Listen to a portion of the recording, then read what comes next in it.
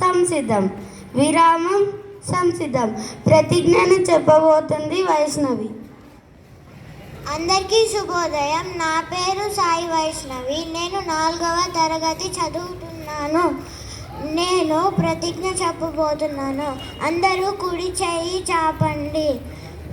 భారతదేశం నా మాతృభూమి.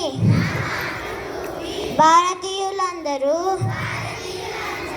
నా సహోదరులు.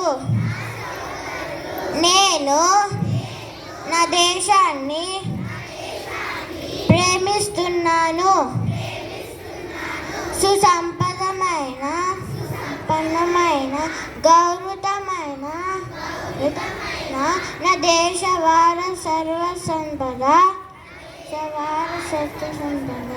నాకు గర్వకారణం. దీనికి అర్హత పొందడానికి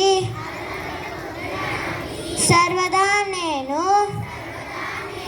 కృషి చేస్తాను.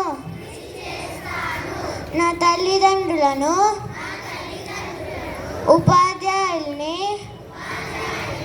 పెద్దలందరినీ గౌరవిస్తాను. ప్రతి వారితోనూ మర్యాదగా నడుచుకుంటాను. జంతువుల పట్ల దయతో ఉంటాను.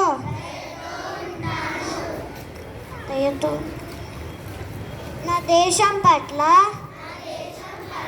నా ప్రజల పట్ల సేవానిధితో ఉంటానని ప్రతిజ్ఞ చేస్తున్నాను. వారి శ్రేయాభివృద్ధులే నా ఆనందానికి మూలము.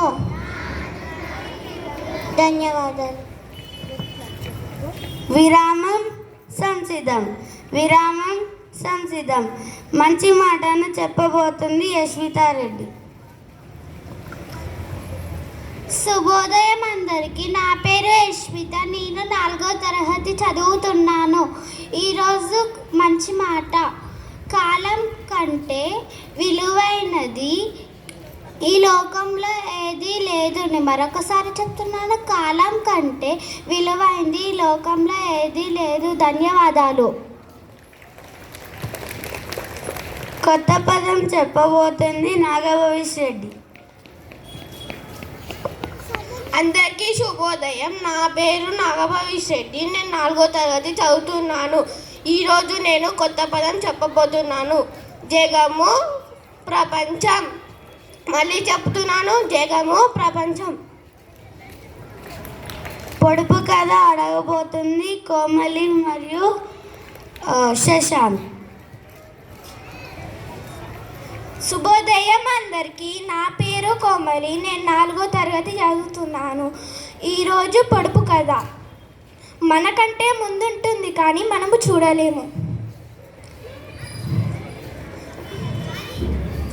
అది ఏమిటి? గాలి. Wrong answer. కాదు. సరైన జవాబు. నేను మళ్ళీ చెప్తున్నాను. కాలం కంటే ముందుంటుంది కానీ మనము చూడలేము. భవిష్యత్తు. అందరికీ శుభోదయం.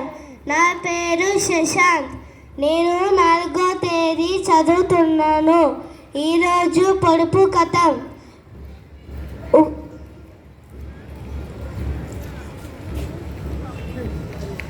తొక్కలేని పిట్ట 90 అర్హతలో 90 ఆమడలు పోతుంది. నేను మళ్ళీ చెప్తున్నాను. తోకలేని పిట్ట 90 ఆమడలు పోతుంది. ఏమిటి? ఉత్తరం. సరైన జవాబు ఉత్తరం. ప్రపంచ జ్ఞాన ప్రశ్న అడగబోతుంది శ్రీమిత్ర. శుభోదయం అందరికీ. నా పేరు శ్రీమిత్ర. నేను 4వ తరగతి చదువుతున్నాను. ఇవాళ నేను ప్రపంచ జ్ఞాన ప్రశ్న అడగబోతున్నాను. ప్రస్తుతం మన తెలంగాణ రాష్ట్ర ముఖ్యమంత్రి ఎవరు? సరైన సమాధానం.